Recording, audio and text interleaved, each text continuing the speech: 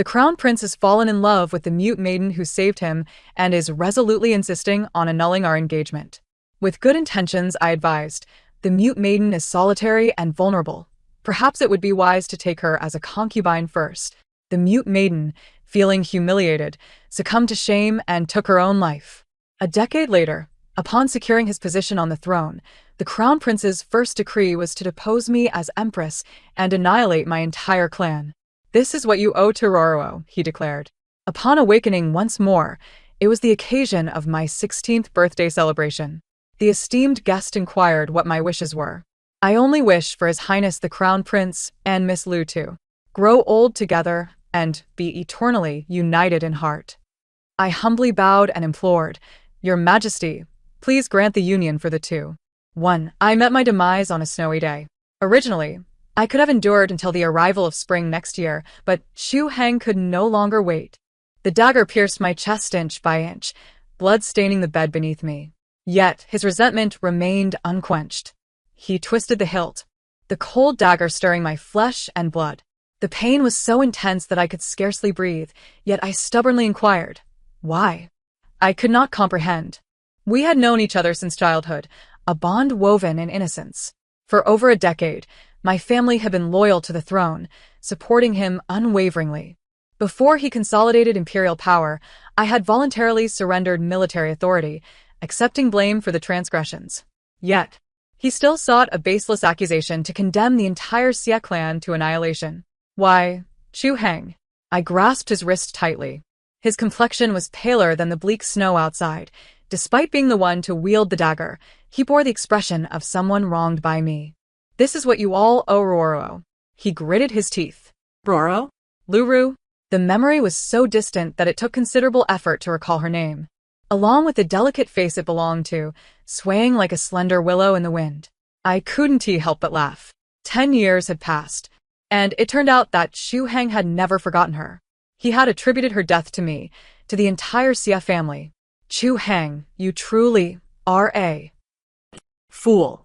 The last two words remained unuttered as Chu Heng had already withdrawn the dagger. Crimson blood spilled forth, a drop landing on my tongue. It was metallic and sweet, reminiscent of the bowl of blood swallow my mother had once prepared for me, her eyes reddened from weeping. "To my lady, does your heart ache again?"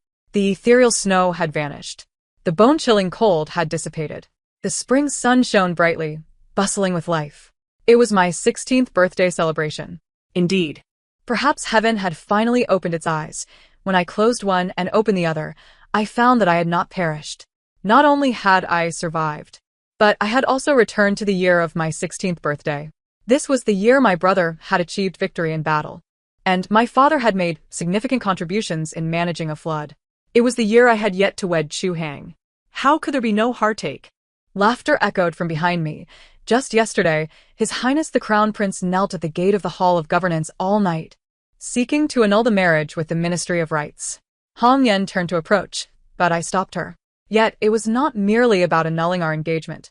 This year, during a campaign against bandits, Chu Heng had encountered peril, plummeting down a cliff, only to be saved by a solitary maiden.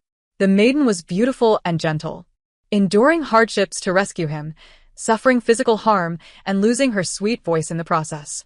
Deeply moved, Chu Heng brought her back to the palace. Including yesterday, he had already knelt at the Hall of Governance for 3 days and nights, intending to take her as his crown princess. "My lady, pay no heed to the idle gossip. Your bond with His Highness the Crown Prince has been long-standing, and he holds you in high regard." I gazed at Hong Yen and shook my head. Her words fell abruptly silent. I was well aware of what she wished to convey. 3 days prior, I had awakened in the Ministry of Rights.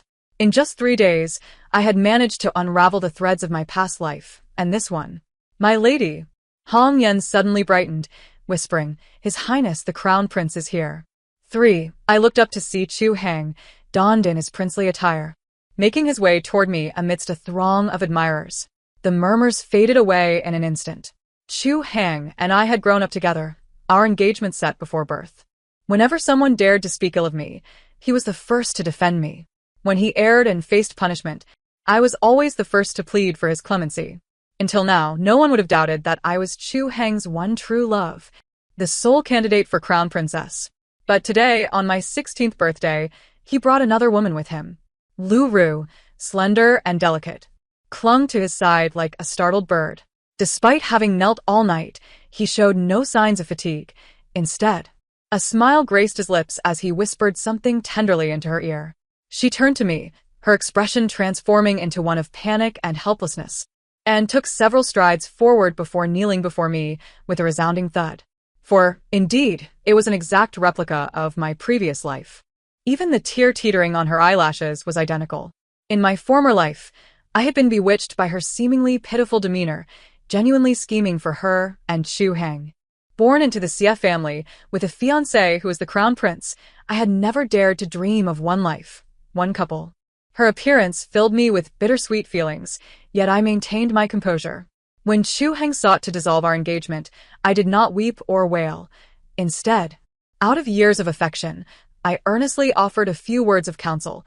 Miss Lu is alone and vulnerable in the capital, and though she risked her life to save you, the position of the principal wife would likely break her knees in supplication, and His Majesty would not grant it, instead bringing her misfortune. Your Highness, why not consider a more moderate approach, admitting her into the East Palace for now, and in the future? I spoke subtly. What happens in the future is also at your Highness's discretion. Just a few words averted her calamity, yet brought misfortune upon myself. 5. Bang. Bang. Bang. In my past life, upon witnessing Lu Ru kneel, I rushed forward to assist her. This time, I merely observed coldly as she unhesitatingly knocked her head against the ground before me. Each thud echoed sharply. Hong Yan tugged at my sleeve. Today, with so many guests present, all eyes were drawn to this scene. I brushed her hand away. Why the haste? Oh. Chu Heng's expression had darkened considerably. In mere moments, Lu Ru's forehead had already bled. Coupled with her tears threatening to spill, she appeared pitiable. She glanced back at Chu Heng, then at me, biting her lip before continuing to bow. 6. Indeed, Lu Ru was feigning. Her mute was an act. Her pitiful demeanor was a ruse. Even her shame and despair leading to self-destruction in my previous life was a performance. In the silent corners of Chang'an, I had heard her songbird-like voice, weeping as she implored a masked figure. Master, as a solitary maiden, how could I capture the prince's heart without employing some cruel stratagem? Master, please grant me another dose of the false death potion. Master, I truly admire the crown prince. I know my status. Even being his concubine would be an overreach. Yet the crown prince promised me the position of the principal wife.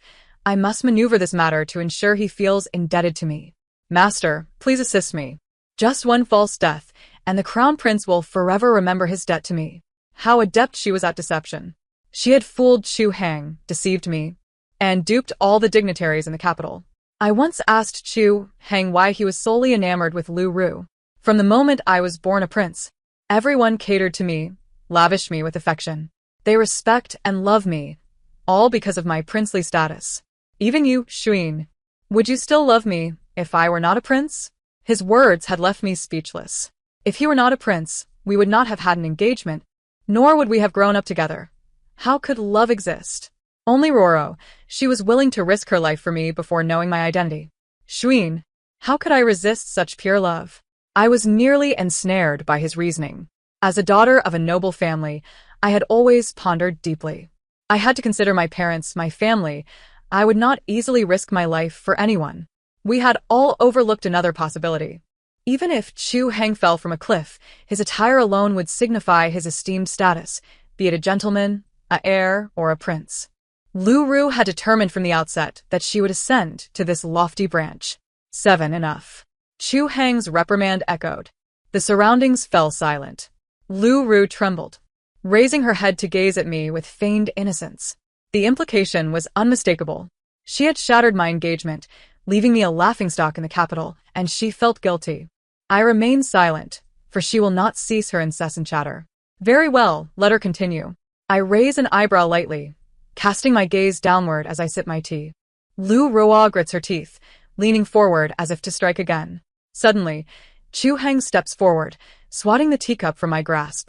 Xie Xuan, do not overstep your bounds. Is this the demeanor befitting the eldest daughter of the Xie family, Xie Xuan? Chu Heng retorts, his brows furrowed in a fierce glare, causing the servants around us to drop to their knees in shock. He turns to grasp Lu Rua's hand, tenderly brushing his fingers against her forehead. Xie Shuin, apologize. If you apologize now, I shall pretend as though nothing has transpired. I nearly burst into laughter. How naive I was back then. After my encounter with Lu Rua, I wrote to Chu Heng that very night, informing him of what I had witnessed, urging him to keep a watchful eye on Lu Rua. The following day, she was dead. Truly dead. Rumor had it that she refused to become a concubine and, in her shame and anger, took her own life. Chu Heng replied to me, thanks to Shuin's warning, those who deceive shall be punished. Afterward, the matter was brushed aside. For many years, I believed he had orchestrated Lu Rua's demise, for he despised being deceived above all else. It was only on my deathbed that I realized the deceiver he spoke of was, in fact, me. Xie Shuin, have you lost your voice? Lu Rua did nothing wrong. It is I who wish to annul the engagement. Apologize to her, and I shall overlook the injury on her brow. I gazed at Chu Heng, unable to suppress a smile. How blind I had been to think he was wise and astute. Hong Yen, is His Majesty in the front hall? I turned to my maid, who nodded in bewilderment. I lifted my skirt to proceed. Chu Heng followed closely behind. What do you intend to do? My father is traveling incognito and has not summoned the ladies of the court. I was well aware of this. My birthday banquet, as a mere subject's daughter, did not warrant the emperor's esteemed presence. Yet, why was His Majesty here? Because both of my brothers were stationed at the borders, sending back news of victories. Because my father had recently managed a flood crisis, earning the people's praise. Because for a century, the Xie family had produced a majority of the court's prominent officials. And yet, the crown prince had knelt for 3 days and nights, seeking to annul our engagement. The emperor feared it would dishearten my father and brothers. Even as the inner attendant announced the emperor's arrival, Chu Heng remained close behind me. Shuin, do not presume upon your birthday to request what is not rightfully yours from His Majesty. I have already promised Lu Rua the position of primary wife, and I will not go back on my word. If you insist on marrying me, you may only be a secondary wife. I cast a glance back at Chu Heng. As he stated, he was born a prince. His life had been remarkably smooth, leaving him oblivious to what the position of crown princess truly entailed for him. Perhaps my gaze was too cold, for Chu Heng faltered momentarily. Just then, the emperor called out, Shuin, are you in such a hurry to see me for some pressing matter? The hall was filled with guests. I knelt and said, Your Majesty, today is my birthday. May I dare to request a favor? The Crown Prince and Miss Lu share a deep bond. I envy them greatly. I fear that I might disrupt their promise of everlasting unity. Your Majesty, please annul my engagement to the Crown Prince. Grant the marriage. I knelt reverently on the ground. A profound silence enveloped the room. The sound of a pin dropping could be heard. By evening, news spread throughout the capital. The marriage between the Eastern Palace and the Xie family was likely to be called off. The Crown Prince's desire to marry his savior had already stirred considerable gossip. Today, The eldest daughter of the Xie family, a paragon of nobility, had audaciously requested the annulment of her engagement before the gathered officials at her own birthday banquet. It was said that the expression on the Crown Prince's face was quite remarkable. The emperor had admonished him as a rebellious son, hurling a teacup at him in anger. Preposterous. I knelt and, similarly, did not escape the fate of a teacup being thrown at me. Who granted you such audacity? My father was furious, his beard bristling with rage. An annulment, you say? Matters of marriage are dictated by parental authority and matchmakers. Is it your place as a woman to meddle? How dare you act so recklessly before the emperor? I straightened my back, unwavering. The marriage bestowed by the late emperor cannot simply be annulled at your whim. You will go to the palace and apologize, claiming it was a moment of passion that led to your indiscretion. I shall not. I declared resolutely. Not going? What do you intend to do? Annul the engagement. Annul the engagement? You think anyone in the capital would dare to marry you after this? I smirked. That is not necessarily the case. My father pointed at me. I believe you are possessed. He stormed off in a huff. Indeed, I was possessed. Had it not been for my past experiences, I could never have acted as I did today. I had been raised to be obedient and compliant. In the past, I would never have dared to appear among so many male guests. Yet, mere obedience does not yield favorable outcomes. The Xie family, with a century of history, knows when to advance and when to retreat. When the court is in need, we charge forward. When the court is stable, we withdraw gracefully. Absolute loyalty earns the unwavering trust of successive rulers. My father, my brothers, and uncles have always adhered to this ancestral teaching. Thus, in my past life, when Chu Hang made the slightest indication, they did not hesitate to relinquish their power or resign from their posts, only to be caught off guard by Chu Hang. It became evident that unwavering loyalty to a fool is nothing but foolishness. Miss, what did the crown prince say? Hong Yan, who could not read, approached eagerly, applying ointment to my knee as she peered at the letter in my hand. In the past, Chu Hang often corresponded with me, pouring out his heart. This time, there were only 4 characters, appropriate and moderate. I smiled faintly, casting it into the flame. Miss. Hong Yan urged, if the crown prince apologizes, just yield a little. I interrupted her. Aside from this letter, has anything of mine been sent today? Hong Yan paused. Yes, there is. She handed me a piece of white jade from the jewelry box, her eyes suddenly brightening. Today is your birthday. Is this not from the crown prince? My own eyes lit up as well. I stood up and grabbed my cloak. Miss, where are you going at this hour? Wait for me. Hong Yan, you stay here. I closed the door and turned, stepping forward. The person I had been these past few days was no longer the compliant Xie Shuin of the past. The obedient Xie Shuin had perished. What remained was a rebellious version of myself. The man before me was slender and pale, with a single beauty mark at the edge of his eye, alluringly red. He appeared vastly different from my memories. I scrutinized him, and he did the same to me, his dark eyes seemingly indifferent. Miss Xie, your reputation precedes you. Your beauty and grace are equally renowned. His voice was like pearls cascading. I smiled at him. Your Highness, you are equally deserving of such praise. Resilient as a pine and cypress. The corners of his lips curled slightly, and he smiled faintly. Our words were mere pleasantries, both of us fully aware of the underlying meaning. The fruits you sent the other day have ripened, he remarked, pushing the bowl of fruit toward me. I opened my palm to reveal the white jade. I have received your exquisite jade. I took a piece of fruit from the bowl. He reached for the jade. I closed my hand around it. His hand stilled, and I smiled at him. His name is Chu Yu, the emperor's eldest son, and Chu Hang's elder brother. My father was correct. The engagement bestowed by the late emperor cannot simply be annulled. Yet I am acutely aware that this marriage must be dissolved. On the very first day of my rebirth, I tossed and turned, searching my memories for this person. High in status and noble in rank, the most crucial aspect remains: a premature demise. Strictly speaking, he is the legitimate eldest son of His Majesty, and the position of Crown Prince rightfully belongs to him. My betrothal should also pertain to him.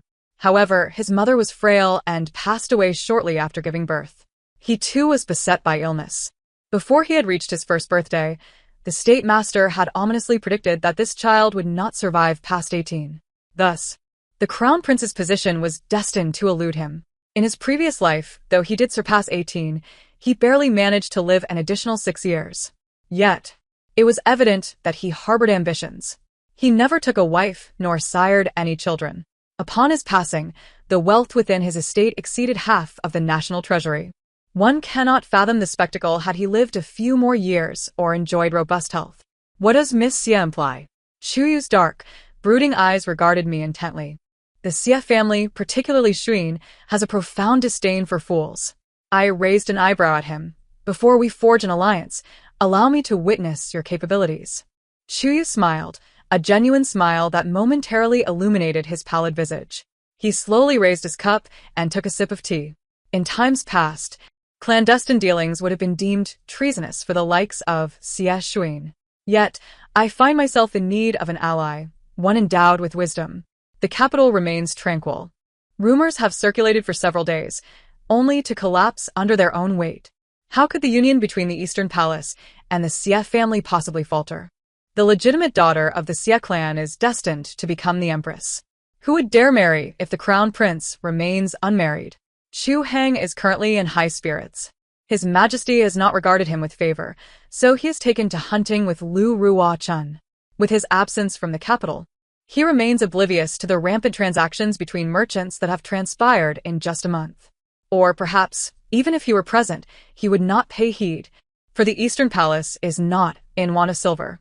Even if it were lacking, the Sief family would readily replenish it. He is also unaware of the discrete personnel shifts within the Eastern Palace. After all, they are merely maids and matrons, of little consequence. Is this all? The correspondence between Chu Hang and myself has now transformed into exchanges with Chu Yu. However, the frail crown prince is not one to engage in lengthy discourse. He did not respond to this letter. Just a few days later, an unexpected play emerged in the capital. A noble young man is rescued by a solitary girl, and they secretly vow to spend their lives together. Yet, the girl, being of common birth, could never be accepted as the head of the household by the noble young man. Ultimately, the two transcend societal constraints and vow to love and cherish each other. The climax of the play has the noble young man eloquently proclaiming, "What if being common-born? Why should a commoner be denied the role of head of the household? To be grateful and to repay kindness is the mark of a gentleman. If one cannot embody the qualities of a gentleman, how can one lead a clan?" The plot of the play is so familiar that as its popularity surged, public sentiment rapidly escalated. Why should a commoner be barred from becoming the mother of a nation? If the crown prince cannot even practice gratitude and reciprocity, how can he claim to be a sovereign? The crown prince's desire to marry a mute girl is indeed a gentlemanly disposition. The crown prince ought to marry the mute girl. Almost simultaneously, a miraculous sight appeared in the forest where the crown prince was hunting. Hundreds of birds circled around the horse of the mute girl, chirping melodiously. 100 birds paying tribute to the phoenix.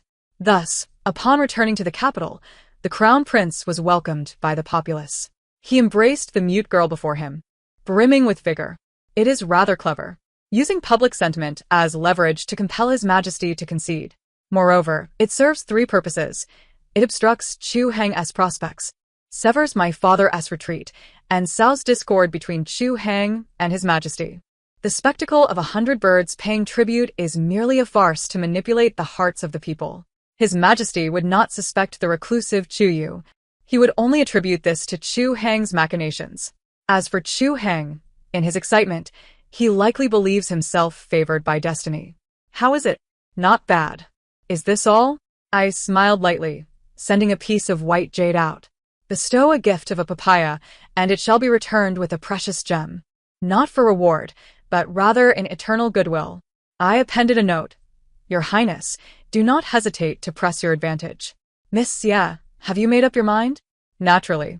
Having forged an alliance, the first move in my rebirth cannot afford the slightest hesitation. Regarding the ostentation of Chu Hang and Lu Ruo, Hong Yan scolded them for 3 consecutive days.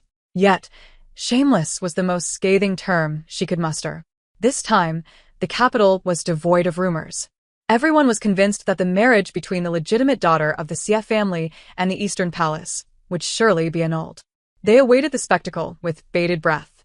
My marriage has indeed been called off, but my own amusement has eluded their gaze. It is said that on that day, the palace was abuzz with activity.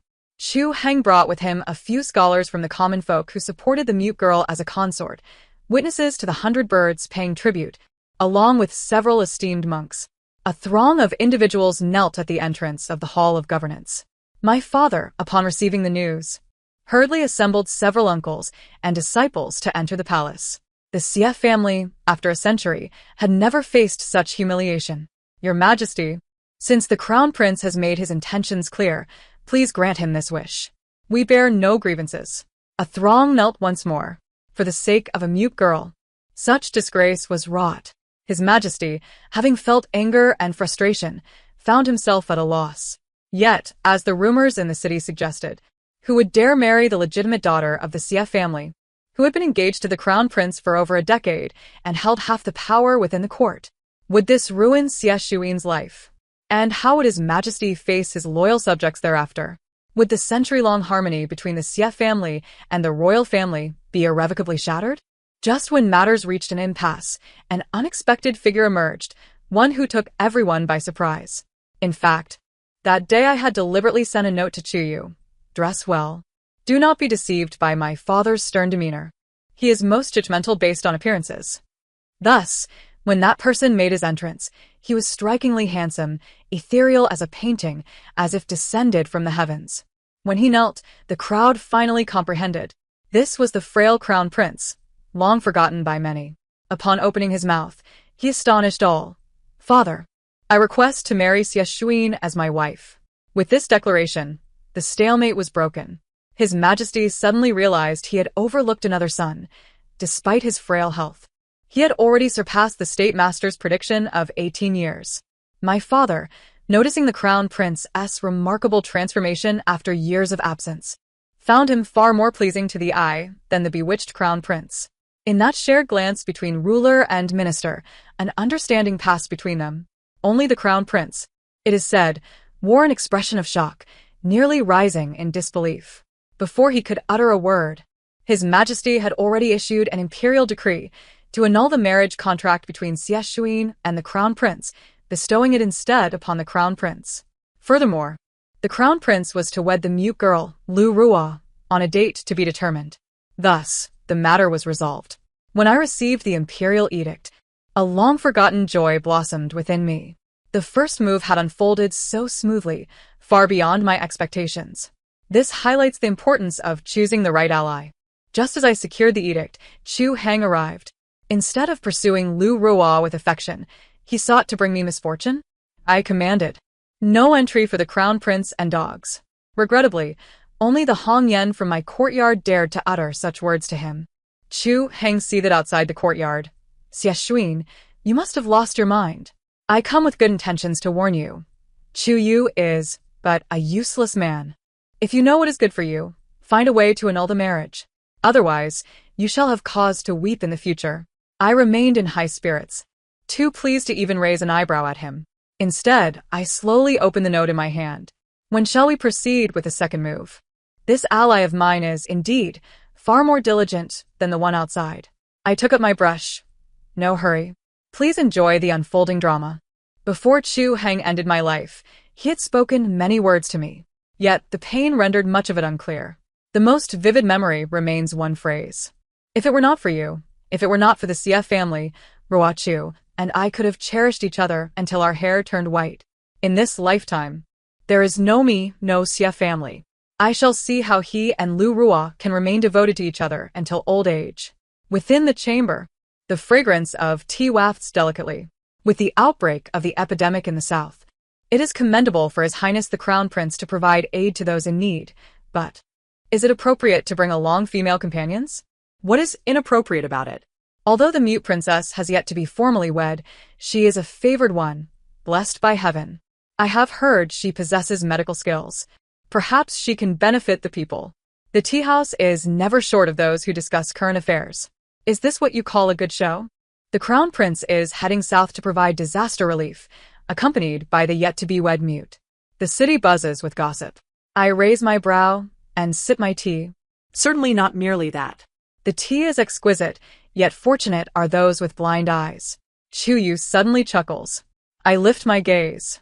His visage is indeed quite handsome, particularly when he smiles, that little mole at the corner of his eye possessing a unique charm. For several months now, we have often shared tea, our conversations flowing smoothly, harmonious in our interactions. However, my gaze drifts downward. He is indeed quite slender. Noticing my scrutiny, Chu casts a glance at my teacup and leans forward to pour me more tea. A prince engaged in trade, yet he carries the fragrance of ink. Why so silent today? He glances at me while pouring. It is not that I am silent. I pondered Chu Heng's words. Chu Yu is nothing but a useless person. Hey, I grasp his collar directly. Can you bear children? Chu Yu's eyelids twitch slightly. He slowly sets down the teapot, raising his gaze, his expression tranquil. Yet the mole at the corner of his eye glows a deep crimson. He pinches my chin. Shall we give it a try? Indeed. I am quite eager to test this. If Chu Yu cannot father children, then my entire plan would be in vain. Yet, no matter how audacious, one cannot conduct such tests in a tea house. A month later, I invite Chu Yu to watch a play, which finally takes the stage. The Crown Prince goes south to combat the epidemic, accompanied by the mute he loves dearly. Unexpectedly, the mute contracts the illness, showing no signs of recovery. And in a rush of desperation, The crown prince sends her back to the capital. It would have been fine for the mute to return. But who could have anticipated that the crown prince would return as well? The crown prince was brought back after the mute had drugged him into unconsciousness. His Highness has already shown symptoms, and I am near death. How could I leave him there to die? In my past life. Lu Rua tearfully penned her plea on paper. A solitary girl who knew only a few characters, yet had never received any formal education. The crowd could only remain speechless. Even a defeated general must hold the flag high. The crown prince voluntarily ventured into the epidemic zone, not only disregarding the dangers of sending the infected mute back to the capital, but also abandoning the others in his flight. Moreover, the crown prince had not contracted the illness. It was merely a common cold. Last time, my father suppressed this incident. The officials who accompanied him to the epidemic zone were all my father's disciples. Before Chu Heng even entered the city, my father had received word. He intercepted them overnight and sent them back, which is why this matter did not leak. But in this lifetime, my father was unwilling to assist him again. Lu Rua had just brought Chu Heng into the city when chaos erupted in the capital. Various criticisms of the crown prince spread throughout the populace. His Majesty flew into a rage, rebuking the crown prince for his misconduct and unworthiness. In truth, public opinion can be swayed with a little silver. However, such matters cannot be handled with official funds. Only then did the crown prince realize, after half a year, that his private assets had dwindled, either dead or rendered useless. His private treasury was unexpectedly empty. He could not bring himself to ask others for money. He could only let the public opinion continue to fester. Preparing to make my second move. I send a letter to Chu Yu. I intend to expose Lu Rua's pretense of being mute. Chu Heng has always firmly believed that Lu Rua's love for him is pure and unblemished. In my previous life, after Lu Rua took him back to the capital, he merely sighed lightly. Rua is just too concerned about me. In this lifetime, with no one to clean up after him, I wonder if he could still utter such words? Chu Yu had long since placed some maidservants in the Eastern Palace, employing a little trick to make a person who could already speak say something. It was not a difficult task.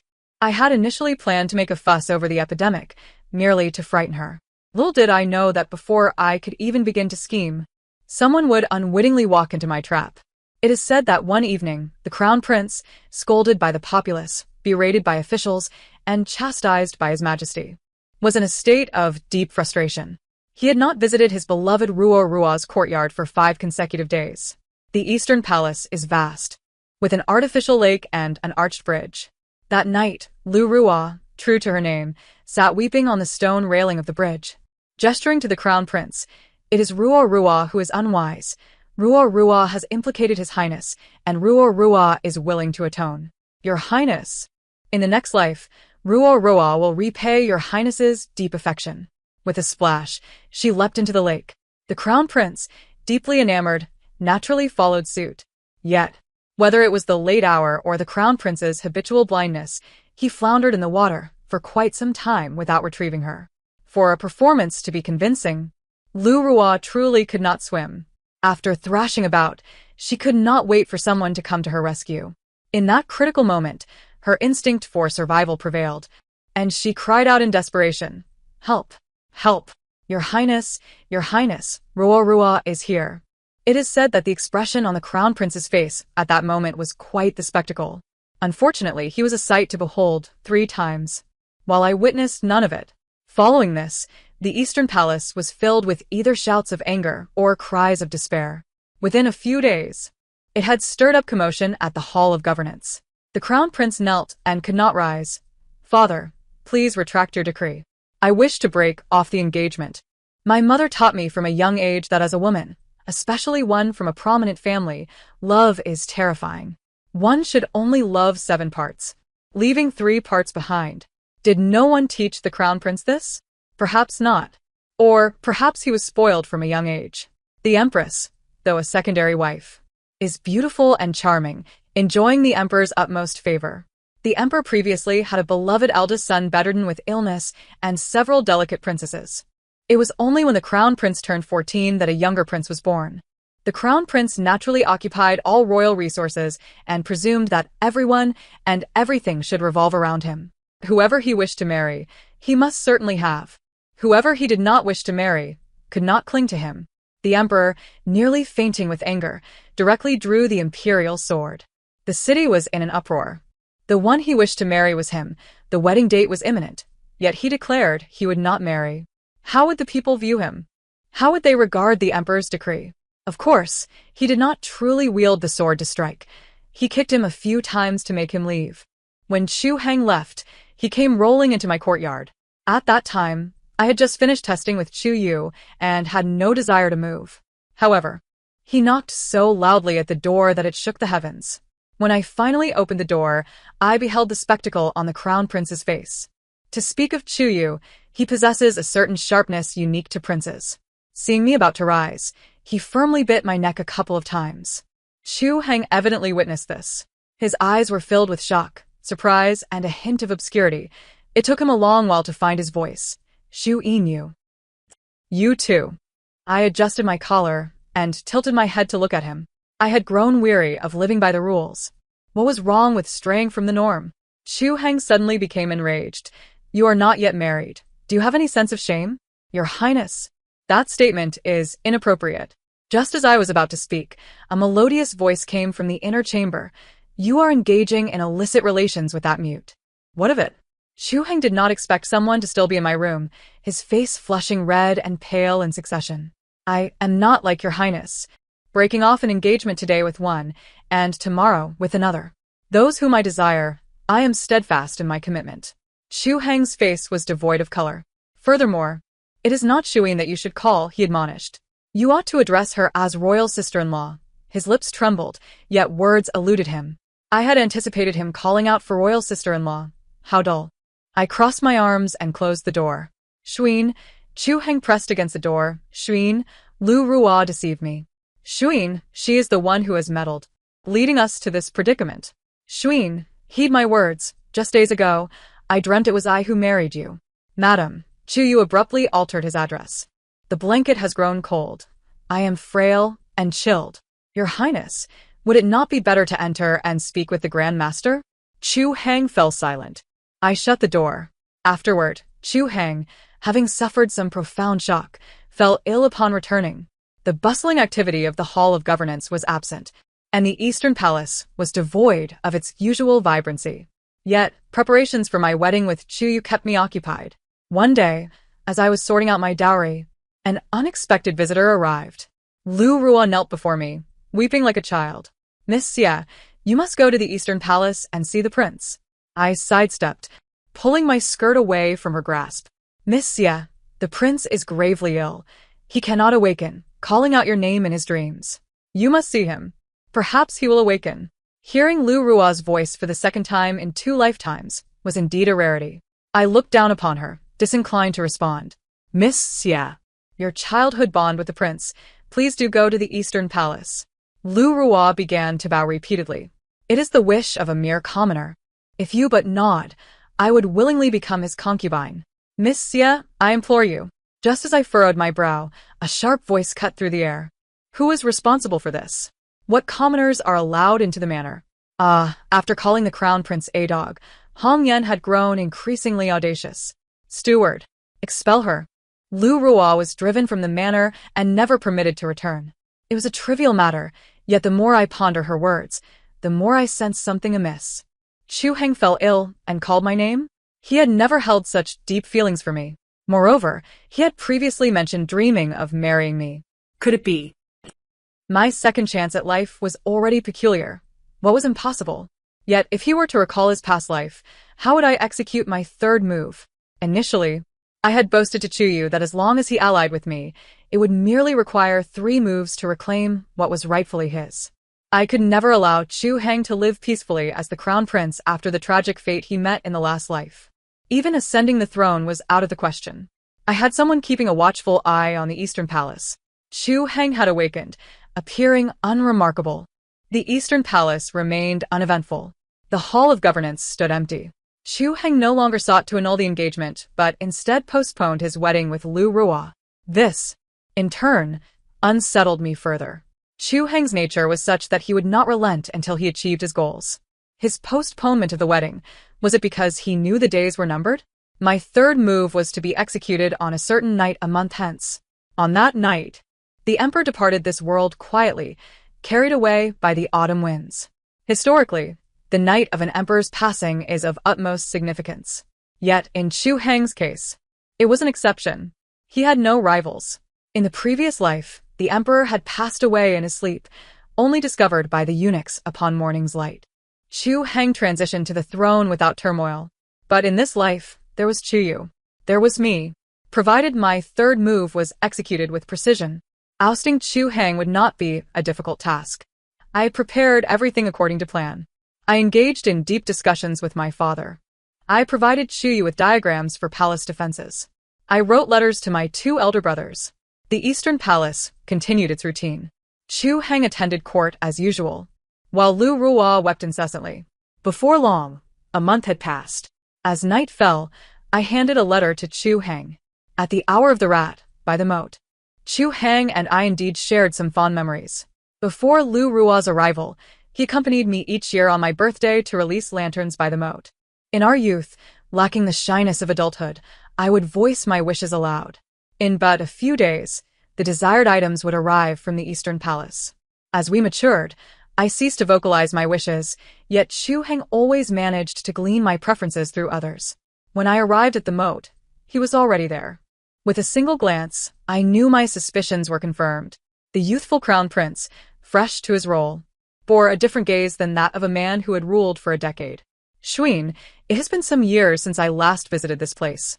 He gazed at the murky waters of the moat, which, at this hour, was devoid of lanterns. I remember that year you slipped down there. He pointed to a rock below, and cried out in fright. It was I who pulled you up. Your Highness has a remarkable memory, I replied with a smile. For I do not recall it. Is that why, upon your return, you intend to distance yourself from me? What else is there to do? I shot him a sidelong glance. Wait to be killed by you once more? The corners of Chu Heng's brows lifted slightly.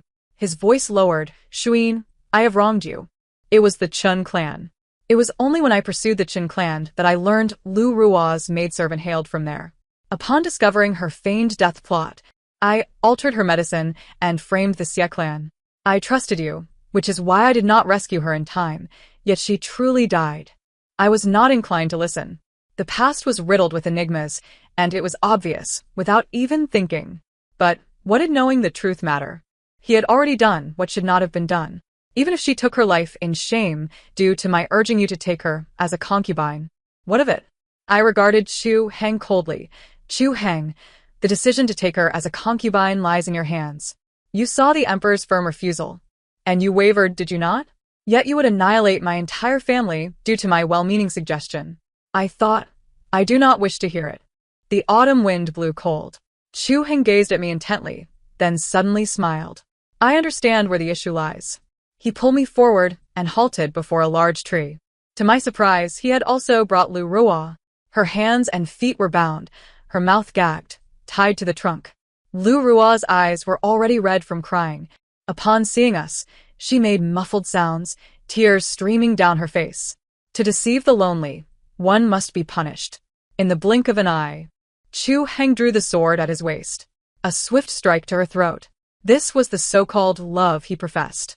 The individual before me was likely not just the Chu Heng of 10 years hence. In the past, when he had slain me, his complexion had been pale. Today, as he struck, his face remained impassive. I clenched my fists. Have you found relief? Lu Ruo's eyes had yet to close. I averted my gaze. Xuan, I realize my mistakes. For years I have regretted. I have sought redemption for you. Be silent. I had no desire to hear another word from him. Chu Heng's gaze darkened once more. Then he began to laugh. You have been waiting for this moment at the hour of the pig, have you not? The hour of the pig was when the imperial physician had announced, in the past life, the emperor's true time of passing. Xuan, do you believe that without the Xie clan, you can win simply by allying with an ineffectual Chu Yu? I shall ensure you witness, with your own eyes, who prevails this night. Chu Heng pulled me onto a horse, racing toward the imperial city. As we entered the city gates, a beam of light ascended from the direction of the palace. A signal flare from the Eastern Palace, likely announcing that the emperor had passed. The horses surged into the palace gates as if entering an uninhabited realm. Inside the palace, the imperial guards had already fallen under Chu Heng's control. The The palace eunuchs, pale with fear, fell to their knees upon seeing the horses, having already witnessed the strife. Before the emperor's chamber, a throng of people gathered, densely packed. The 10 leaders of the Eastern Palace had emerged en masse, accompanied by the Yuan army, the capital garrison, and the Xie family troops, all jumbled together. Chu Heng pulled on the reins, his voice booming. "Your Highness." The outcome was evident to all. Chu Yu found herself ensnared by 2 guards from the 10 leaders' office. Their blades pressed against her throat. My 2 brothers, who had traveled from afar, were similarly restrained, their hands bound, knives held threateningly to their necks. The Xie family troops were all kneeling on the ground, a pitiful sight. Chu Heng dismounted and extended his hand towards me. "Come, my empress." I merely gazed at him. He reached closer, his expression reverent. "Shkeen, in this lifetime, I wish for you to be the happiest empress." I surveyed the multitude surrounding us, then looked up at the moon above. It was indeed a perfect moment. I regarded Chu Heng, tilting my head slightly. Had he won? Chu Heng furrowed his brow, scanning the area, a flicker of astonishment in his eyes. The Xie family troops were too few. Had they realized? Unfilial son. At that moment, a thunderous voice rang out from the front. "Who do you claim to be, I?" Chu Heng looked on in disbelief at the figure clothed in a night robe, appearing at the entrance of the chamber, the emperor. My third move in this game had not been disrupted by Chu Heng's rebirth. For I understood that people often project their own perspectives onto others, especially one as cruel and bloodthirsty as the so-called tyrant he had become. In his eyes, on this night, I would undoubtedly conspire with the Xie family to seize the palace, alter the emperor's will, and elevate Chu Yu to the throne. He would not consider an alternative possibility, for he too eagerly awaited this night, the day he would reclaim his position above all. Yet I would not allow him to fulfill that desire. From the very beginning, my third move was never about a palace coup. The emperor was a good sovereign, diligent in governance, loving towards his people, and held the Xie family in high regard. Knowing he would pass away quietly this night, why not prepare in advance? Chu Heng had only been reborn for a month. He likely did not realize that for over half a year, the emperor's health had been monitored thrice daily, with remedies far superior to those of the past. The emperor's health was, in fact, much better than in his previous life. Initially, I merely wished for the emperor to harbor resentment towards Chu Heng. The first move was thus, and the second as well. The third move involved creating various illusions to make Chu Heng believe we were supporting Chu Yu and instigating a coup. Once he acted, the cumulative grievances the emperor held against him would necessitate the dethronement of the crown prince. Of course, I must credit Lu Rua. Had it not been for her, I would not have known of such an extraordinary concoction as death-inducing medicine. We consulted her master, conducted several tests, and confirmed its safety for the body and its dosage control over the duration of induced death. Thus, in the original plan, the emperor was also to fake his death tonight. With Chu Heng's rebirth, the only additional act I undertook was to invite him to the city moat. Had he remained within the palace, he would have quickly discerned the discrepancy in the number of Xie family troops. To seize the palace, their numbers were woefully inadequate. This night's coup was, of course, facilitated by the emperor's cooperation.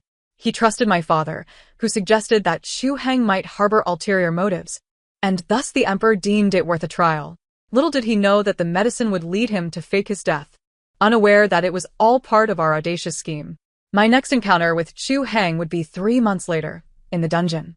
As autumn transitioned to winter, snow began to fall, reminiscent of the day I had perished. The dungeon was bitterly cold. Chu Heng had grown considerably thinner, his hands and feet shackled in iron chains, clad in thin prison garb, leaning against a corner. In truth, it should not have been so dire. However, with his rebirth came ruthless tactics to garner the loyalty of the imperial guards and the capital garrison. The emperor was profoundly disappointed in him, refusing to glance his way in his final moments. Yes, despite employing the finest imperial physicians and remedies, the emperor's life had only been extended by 3 months. Hearing footsteps, Chu Heng lifted his head, then lowered it again, perhaps realizing the visitor was unlike the others, and looked up once more. A glimmer of light sparked in his eyes. Upon my entrance into the cell, he immediately rose, moving closer, yearning to grasp my hand. I evaded him, leaving his hand suspended in the air. "Xuan, you still refuse to forgive me." I could not help but laugh softly. Shween, we've finally returned. This is heaven's chance for us to start anew. I do not share your sentiment. I maintained a distance of 3 feet between us. Our return may well be due to the injustice suffered by certain individuals. Chu Heng's gaze dimmed once more. Do you know why, after 10 years of marriage, I never bore you a child? Chu Heng's eyes fell upon my abdomen. Because from the day I wed you, my father provided me with contraceptive medicine. The power of the maternal clan was formidable. It was unwise to have children at present. Once my goals were achieved and I withdrew, it would be best to nurture offspring. My father and brothers were unwaveringly loyal to him. Yet, in truth, we did have a child. Chu Heng's pupils constricted sharply. When you killed me, I was already 3 months pregnant. Why did I not tell you? I stepped closer, meeting his gaze. Why would I bear a child for someone like you? Chu Heng's countenance turned progressively ashen, rarely displaying such anguish. Chu Heng. I was genuinely concerned you would not return. I feared you would feel unjustly wronged. I withdrew a dagger from my hand and swiftly plunged it into his chest. Chu Heng stared at me in shock, the pain evident in his eyes. I gazed at him quietly. This is what you owe me. The snowfall intensified, blanketing the palace pathway. Chuyu awaited me outside. The ground is slippery. He crouched down. Allow me to carry you. I climbed onto his back. He was indeed quite slender, having recently fallen ill. Yet I truly preferred not to walk. His back was not particularly warm. Only the nape of his neck radiated a hint of heat. But I leaned against him, perhaps due to our recent cooperation, perhaps because he never once inquired why. Tears escaped my eyes unbidden. He suddenly sighed. You are not without love. Is it possible that I earn those coins solely for you to ascend as emperor, ensuring the treasury flourishes and stability reigns? I leaped off his back. Hey, having achieved your goal, are you now playing the emotional card with me? Hoping to soften my heart and make me retreat? Well, Chuyu scratched his nose. You've caught me. On the day Chuyu ascended the throne, he divided the imperial seal in 2. As per our agreement, the governance of the realm would be a shared endeavor, and state affairs would be deliberated jointly. However, I seem to have misjudged him.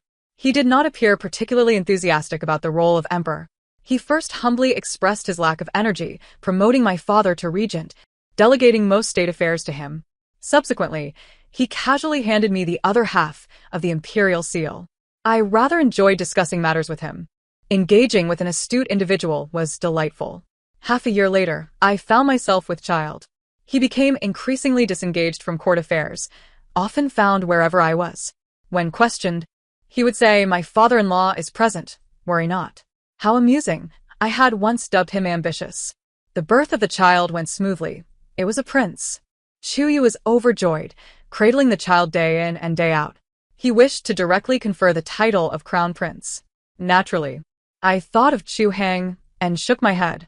The following year, I desired to expand the harem. Surely, I could not bear a child alone? To my surprise, Chuyu outright refused. You are frail, he claimed. No. With his eagerness to procreate even while ill, he dared to speak of frailty. It mattered not if he disagreed. After all. Yet, I soon discovered the half of the imperial seal he had given me had once again been claimed by him. By the 3rd year, the child could walk and talk, and the palace gradually filled with laughter and joy. I began to hasten Chuyu towards the previous dynasty.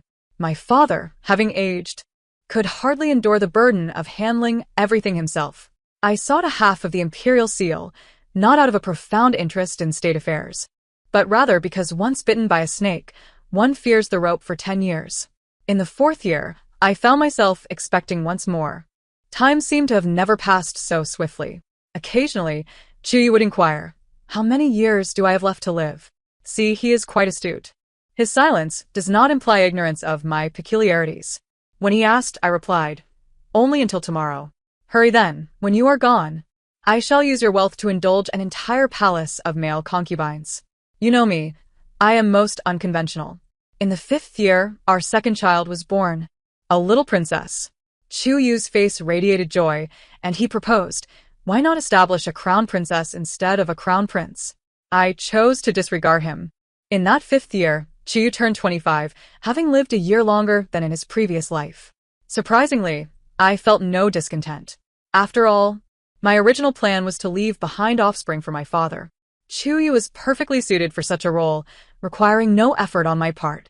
In the 5th year, Chuyu took me to witness the sunrise. At that moment, as the rosy light pierced through the clouds, the entire capital lay in serene tranquility. As we descended the mountain, I silently grasped his sleeve. The years are peaceful and good. Regardless of their length, we seize the fleeting moments. The end of the tale. Thank you for listening, and until we meet again in the next story.